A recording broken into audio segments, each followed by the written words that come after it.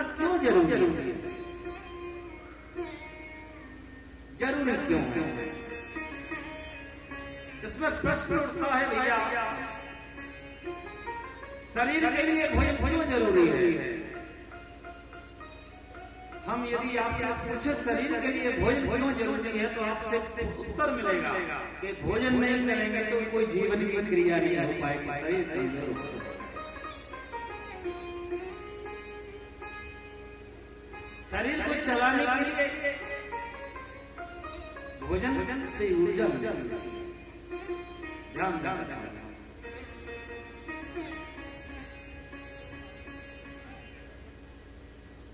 तो ये अपना ये पांच भौतिक शरीर ही शरीर नहीं है,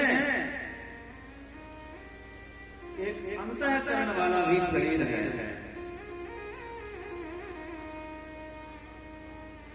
आप अपने बाह्य शरीर को शरीर मान के बैठ गए कि ये शरीर है, बोले नहीं, ये पांच भौतिक शरीर है। वो एक सूक्ष्म शरीर है जिसमें मन बुद्धि चित्त अहंकार अंदर के विषय है, ये अंदर का विषय है। शरीर को चलाने के लिए भोजन नितांत आवश्यक है ना? एक दिन व्रत रह जाते हैं, नहा रह जाते हैं, तुम्हारा ऊर्जा बहुत कम हो जाती है।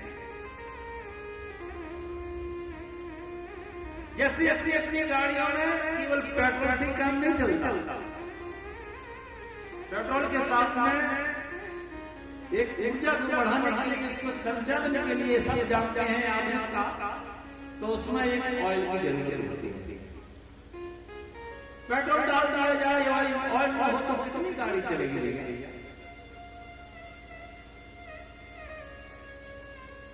इसी प्रकार से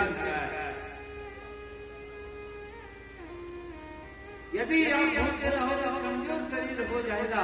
इसी प्रकार से आत्मा का हमारा अंतःकरण का भोजन भगवान की कथा है। समझे आप?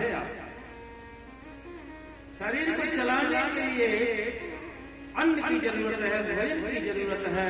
इसी प्रकार से हमारे अंतःकरण के विषयों को, अंतःकरण के जो तत्व हैं, उनको ऊर्जा बढ़ाने के लिए, मन बुद्धि को श्रेष्ठ रखने के लिए भगवान की कथा की आवश्यकता है। ये कथा भोजन है ना, अमृत।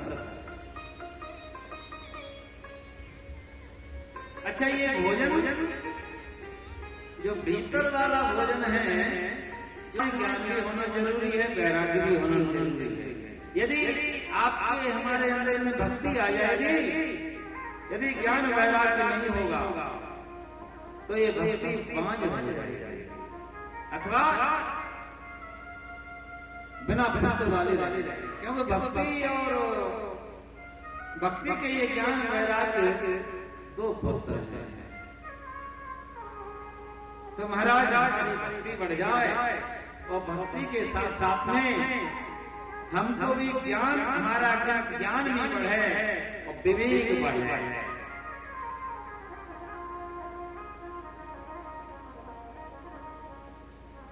किस बात का विवेक? विवेक ज्ञान को भी कहा जाता है।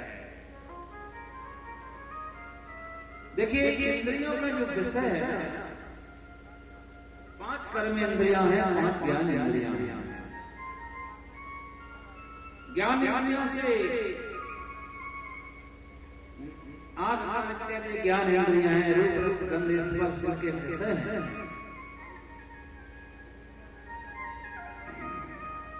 महाराज,